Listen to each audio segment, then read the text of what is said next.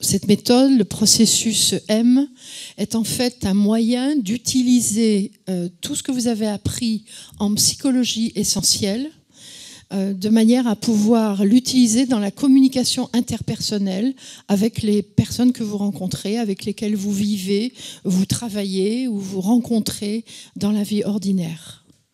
Et donc nous pouvons remercier grandement Idriss Lahore de ce très bel outil que nous avons avec France appris à beaucoup aimer et très heureuse de le partager avec vous.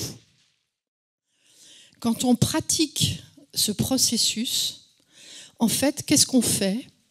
On veille à créer des conditions les meilleures possibles en se mettant à la place de l'autre, en essayant de satisfaire ses besoins, ses désirs et ses aspirations, de manière à ce qu'il soit en capacité, à son tour, de nous écouter et de prendre en compte nos besoins, nos désirs et nos aspirations. C'est pour ça que l'on utilise le processus. Et la deuxième chose, c'est l'intention, parce qu'on peut faire ce que je viens de dire précédemment, créer les conditions en s'occupant de l'autre pour qu'il ait envie de s'occuper de nous, pour faire un raccourci, mais ça ne serait pas le processus M s'il n'y avait pas l'intention pour laquelle je fais ça. Et il y a une grande intention derrière.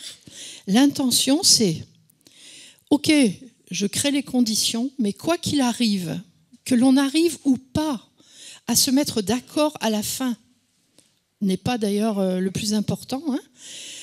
Tout ce qui va se passer entre nous, ça va se passer dans la paix, dans l'harmonie. Donc mon but, c'est pas à tout prix de trouver un compromis lorsque on ne sera pas d'accord ensemble. Le but, c'est quoi qu'il arrive, c'est d'être un facteur de paix. Et pour vous illustrer ensuite le processus, je vais aller voir Colline.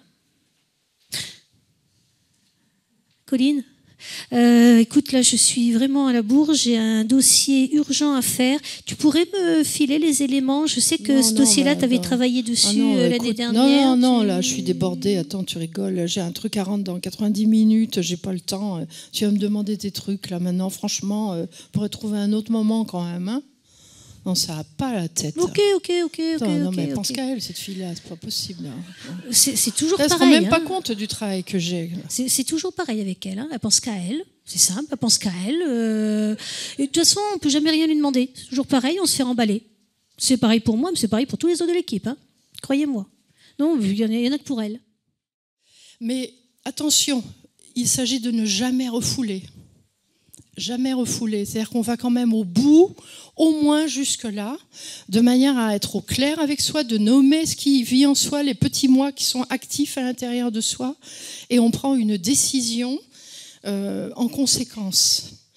Et ensuite, quand on va parler avec l'autre, bien sûr, on se met à sa place, on vérifie que ce qu'on a imaginé, c'est bien juste, parce que peut-être qu'on a imaginé de travers, donc on va avancer dans les étapes avec quelqu'un qui nous répond, et dit non, c'est pas ça, comme j'ai fait avec elle tout à l'heure, il dit non, c'est pas ça que je veux, c'est telle chose que je veux.